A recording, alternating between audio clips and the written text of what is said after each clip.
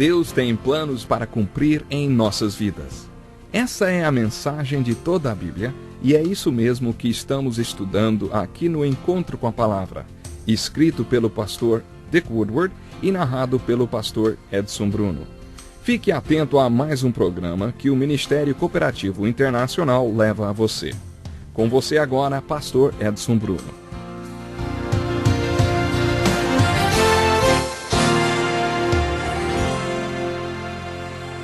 Seja muito bem-vindo. Que bom contar com a sua presença em mais um Encontro com uma Palavra. Se você puder, puxe uma cadeira, acomode-se e acompanhe conosco mais um estudo do Evangelho de João, versículo por versículo. Você que participou do último programa já deve saber que estamos estudando o capítulo 13, enfocando o sermão da última ceia. Terminamos o último estudo no ponto em que Jesus disse aos discípulos que um deles o trairia. Comentamos que Jesus identificou o traidor como aquele a quem ele daria o pedaço de pão molhado. Então, molhando o pedaço de pão, deu a Judas Iscariotes, filho de Simão. Tão logo Judas comeu o pão, Satanás entrou nele. Mas, antes de falarmos sobre Judas, queremos observar alguns fatos impressionantes. Aqueles homens creram em Jesus e, por isso, o seguiram durante 3 anos. Eles estavam vivendo uma aliança com ele, um relacionamento firmado no amor. Jesus os amava e eles o amavam.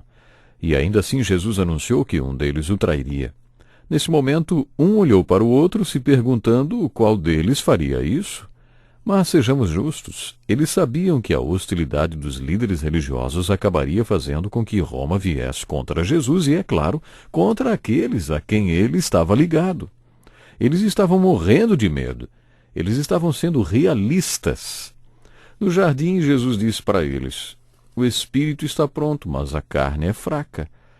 Eles tinham uma visão bem realista da carne e do espírito. Sabiam distinguir um do outro. Eles sabiam da fraqueza que tinham e começaram a perguntar entre si qual deles iria fazer aquilo. A Bíblia conta que, assim que Jesus deu o pedaço de pão a Judas, identificando-o como o traidor, Satanás entrou nele. Os teólogos burilam sobre qual seria o estado espiritual de Judas. Para a maioria deles, Judas jamais foi regenerado, jamais foi verdadeiro na sua fé. Talvez tenha havido um momento em que ele achou que cresce, ou pelo menos pensou que cresce em Jesus. Mas o fato interessante a ser observado é que a Bíblia descreve o estado espiritual de Judas. Assim que ele comeu o pão, Satanás entrou nele, assumiu o controle sobre ele, possuiu-o, e aí Judas saiu para trair Jesus. Não é impressionante isto? Por que Jesus escolheu Judas? Tenho certeza que você será muito abençoado se estudar a vida dos 12 apóstolos. Os evangelhos sinópticos, Mateus, Marcos e Lucas, apresentam a lista deles. Será uma bênção para você descobrir o que a Bíblia fala sobre eles. É lógico que a história da igreja tem muito a contar, mas não podemos acreditar em tudo que os livros de história dizem, pois existem muitas lendas neles. Muita coisa, entretanto, é fato histórico. E, é claro, temos o relato da Bíblia. Não há dúvida de que será uma bênção para a sua vida estudar os apóstolos e descobrir mais a respeito de cada um deles. Procure descobrir o que cada um estava fazendo quando se encontrou pela primeira vez com Jesus. Como este encontro mudou a vida deles. O que cada um fazia quando morreu.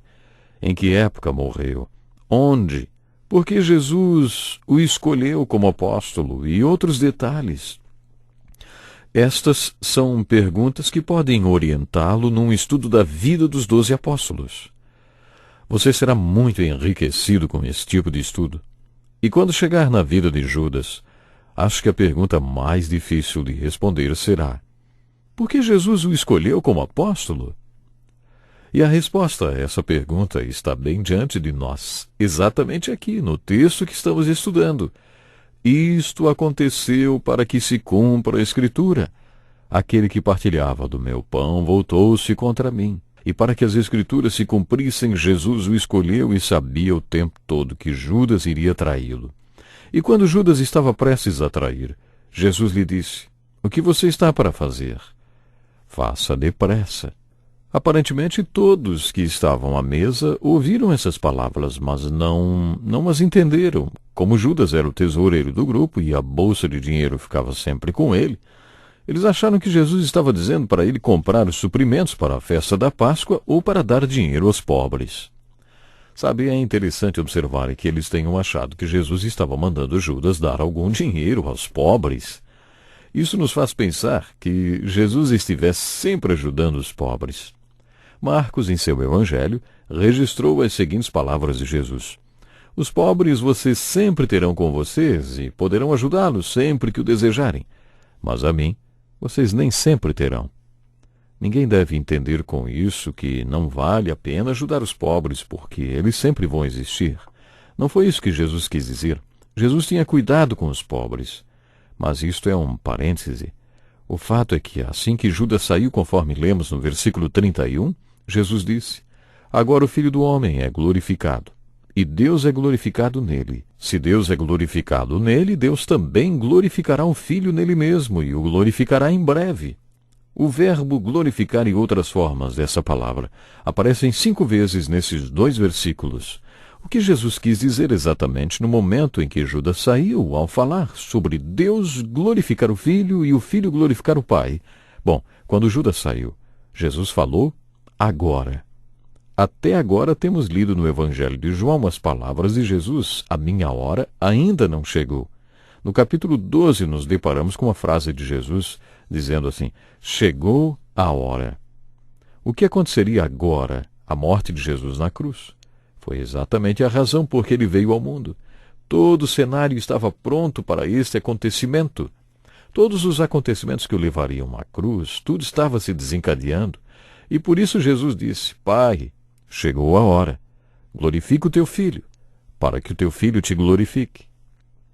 A palavra glorificar é muito interessante e significa dar glória ou honra. Quer dizer, reconhecer a dignidade e o valor de alguém. Esse é o sentido original dessa palavra. Você está lembrado do sermão de Jeremias? Você se lembra do sermão dele para os cativos judeus, para os que foram levados, acorrentados para a Babilônia? No capítulo 9 do livro de Jeremias encontramos o resumo da sua mensagem nessas palavras do Senhor: não se glorie o sábio em sua sabedoria, nem o forte em sua força, nem o rico em sua riqueza. Mas quem se gloriar, glorie-se nisto, em compreender-me, conhecer-me.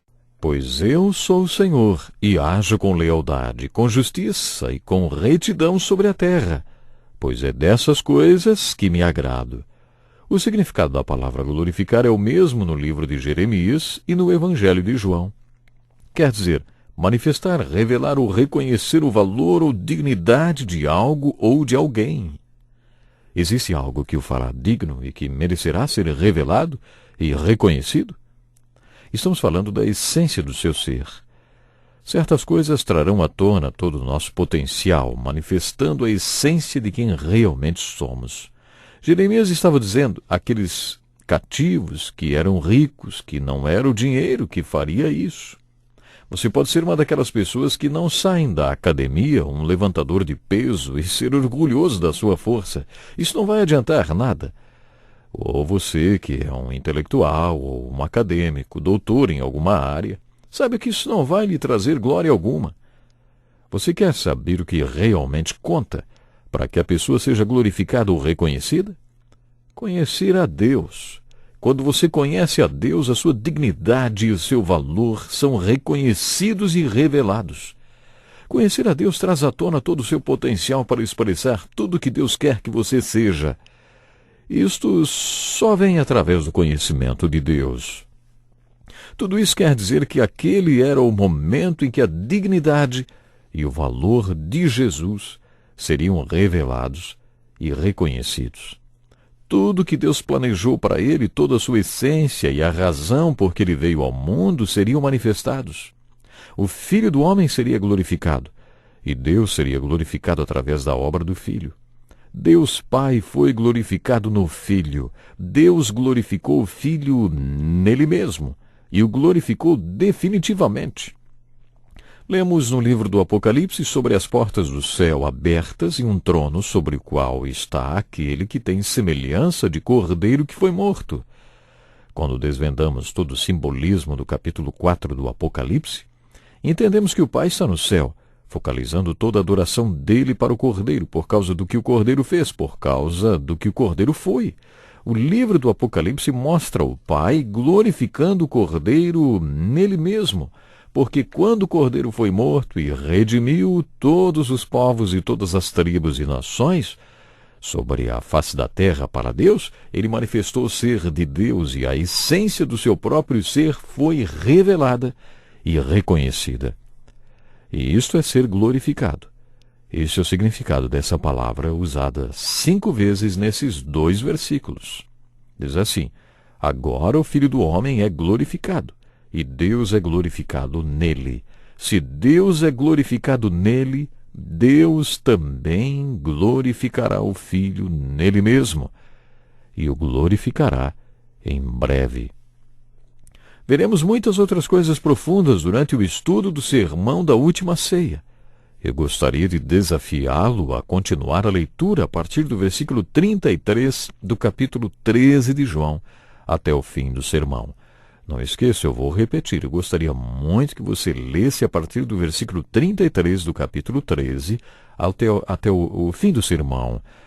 Isso a fim de você se preparar um pouco mais para o nosso próximo programa. Ignore os títulos e subtítulos para que você não perca a linha de narração do texto e nem tire do contexto a verdade que estamos estudando agora. Imagine-se naquela sala com Jesus e os 12 discípulos. Ouça o diálogo que eles travaram sem nenhuma interrupção. Este é o sermão da última ceia, o sermão mais longo, e há muito o que aprender nesse sermão. Mas eu quero sublinhar algo aqui antes de encerrar o programa de hoje. Deixa eu dizer mais uma vez. Você pode ser uma daquelas pessoas que não saem da academia, pode ser um levantador de peso, orgulhoso da sua força.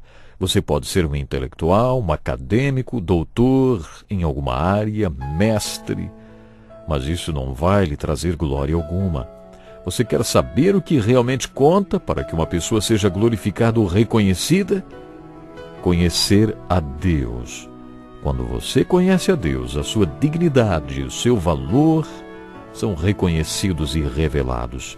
Conhecer a Deus traz à tona todo o seu potencial para expressar tudo que Deus quer que você seja. E isto vem através do conhecimento de Deus. Então, conheça a Deus. Conheça a Deus. Deus lhe abençoe e até o próximo programa. Que lição importantíssima. Obrigado, pastor Edson Bruno. Prezado ouvinte, coloque em prática o que você ouviu aqui. Sem dúvida, sua vida será grandemente abençoada. Este é um estudo escrito pelo Dr. Dick Woodward, na voz do pastor Edson Bruno. Escreva-nos e solicite o material. Nosso endereço é Encontro com a Palavra, Caixa Postal 2011, CEP 89201-970, Joinville, Santa Catarina. Até o nosso próximo Encontro com a Palavra.